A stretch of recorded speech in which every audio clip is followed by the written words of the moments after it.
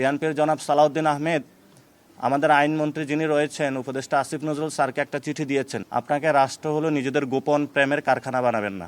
আগামীতে ইনশাল্লাহ ধানের শীষ এবং সাপলাগুলির হাড্ডাহাড্ডি লড়াই হবে।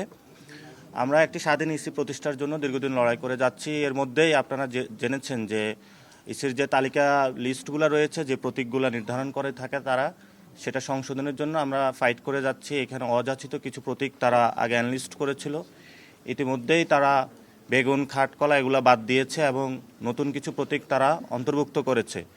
সেখানে আমরা একটা প্রতীক দেখতে পেয়েছি, শাপলা কলি নামে একটা প্রতীক রয়েছে। আমরা আজকে আমাদের পছন্দের তালিকায় প্রথমে রেখেছি শাপলা, দ্বিতীয়ত রেখেছি হলো সাদা শাপলা, তৃতীয় রেখেছি হলো শাপলা কলি। অর্থাৎ আমাদের প্রার্থিত প্রতীকের মধ্যে যদি কোনো অন্য দল আবার এটার জন্য আবেদন করে তাহলে শাপলা কলি নিয়ে একটা সিমিলারিটিস তৈরি হবে। সেই জন্য হলো আমরা এটা আবেদনের মধ্যে আজকে দিয়ে রেখেছি। তবে আমাদের পছন্দের প্রথম জায়গাটা আমরা রেখেছি শাপলা, দ্বিতীয় রেখেছি সাদা শাপলা, তৃতীয় রেখেছি শাপলা কলি। এবং নির্বাচন কমিশন হলো খুব ধীরগতিতে তারা চলাফেরা করছে।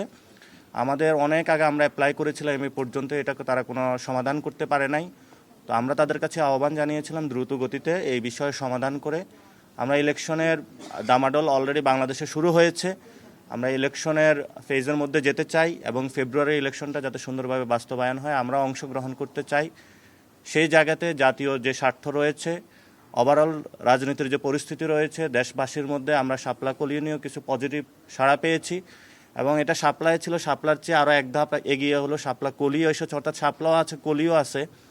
তো সেই জায়গাতে নির্বাচন কমিশন আমরা যতটুকু চিন্তা করেছি তারা এক ধাপ একটু বেড়ে চিন্তা করে সেখানে কলি, শাপলা এবং কলি অন্তর্ভুক্তি করেছে। তো আমরা এটা পজিটিভলি নিয়েছি এবং তাদেরকে আমরা আহ্বান জানিয়েছি যে দ্রুত গতিতে যাতে এনসিপির যে নিবন্ধন প্রক্রিয়া এটা সম্পূর্ণ করে আমরা যাতে আমাদের মাঠে প্রতীক নিয়ে যেতে পারি সেই বিষয়ে সুরাহা সমাধানের করার জন্য। এবং আগামীতে ইনশাল্লাহ ধানের শীষ এবং সাপলাগুলির হাড্ডাহাড্ডি লড়াই হবে সেটা। এবং সেখানে আপনারা দেখেছেন যে ধানের শীষ এবং কলি দুইটার মধ্যে ইনশাল্লাহ হাড্ডাহাড্ডি লড়াই হবে। এবং বাংলাদেশকে যে বহুদলীয় গণতন্ত্র থেকে বের করে, যেটা 72 সালে পরে হয়েছিল, বাকশাল কায়েম করা হয়েছিল, বর্তমানে বহুদলীয় গণতন্ত্রের বিপরীতে গিয়ে বাংলাদেশে একটি দল একদলীয় গণতন্ত্রের নামে একদলীয় শাসন ব্যবস্থা করার প্রচেষ্টা চালাচ্ছে। এবং সেই প্রচেষ্টার অংশ হিসাবে তারা ইতিমধ্যেই বিভিন্ন দলকে নিজেদের প্রতীক বিক্রি করার জন্য, নমিনেশন বাণিজ্য করার জন্যই তারা ইলেকশন কমিশন সংস্কারের নীতিমালা নিয়ে যে উদ্যোগটা নিয়েছে, সে উদ্যোগের বিপরীতে গিয়ে সরকারের সাথে বিভিন্ন নেগোসিয়েশন, বোঝাপড়ার আন্ডারস্ট্যান্ডিংয়ের ভিত্তিতে যাচ্ছে। সেখানে আমরা নির্বাচন কমিশনকে বলছি, নির্বাচন যে কোনো দলের নির্বাচন প্রতীক কোনো নমিনেশন বাণিজ্যের প্রতীক হতে পারে না। কেউ টাকা পয়সা দিয়ে বিভিন্ন দল নিজেদের পকেটস্থ করার জন্য এই ধরনের বাংলাদেশে গণতন্ত্র বিরোধী কাজকর্ম থেকে সরে আসার জন্য যে সংস্কারের একটা কার্যক্রম এসেছে, এটাতে স্ট্রিক্ট থাকার জন্য আমরা নির্বাচন কমিশনকে আহ্বান জানিয়েছি।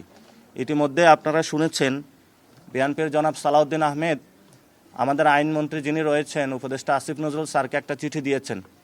সেখানে ওনাদের গোপন প্রেমের কথা ওনারা বলেছেন যে আপনি আমাকে আশ্বস্ত করেছেন, কিন্তু আপনার আশ্বস্ত পেয়ে আমি চুপ ছিলাম, কিন্তু পরবর্তীতে দেখলাম যে আপনারা হলো বিভিন্ন প্রতীকে সবাই ইলেকশন করতে পারবে, এই বিষয়ে মর্মে আমাদের কাছে সংবাদ এসেছে। আপনাদের কাছে সবার এই চিঠি গিয়েছে, আপনারা দেখেছেন। তা আমরা আইন মন্ত্রণালয়ে যিনি রয়েছেন এবং বিভিন্ন রাজনৈতিক দলে যারা ব্যক্তিবর্গ রয়েছেন, আপনাকে রাষ্ট্র হলো নিজেদের গোপন প্রেমের কারখানা বানাবেন না। এর জন্য আমরা তাদের কাছে আহ্বান জানাবো, যেই কাজটা হলো আইন মন্ত্রণালয় থেকে হয়েছে, এটা বাংলাদেশে একটা নজিরবিহীন ঘটনা। আমরা প্রধান উপদেষ্টাকে জানাবো যে আপনার উপদেষ্টা মণ্ডলী যারা রয়েছেন তারা যদি বিভিন্ন দলের সাথে এই ধরনের গোপন প্রেম করে থাকে তাহলে বাংলাদেশের গণতন্ত্রের যে যাত্রা সেটা ব্যাহত হবে। গণতন্ত্রের যাত্রার দিকে আমরা আপনাদেরকে আহ্বান জানাবো সুসংহত ওয়েতে সামনে যাওয়ার জন্য।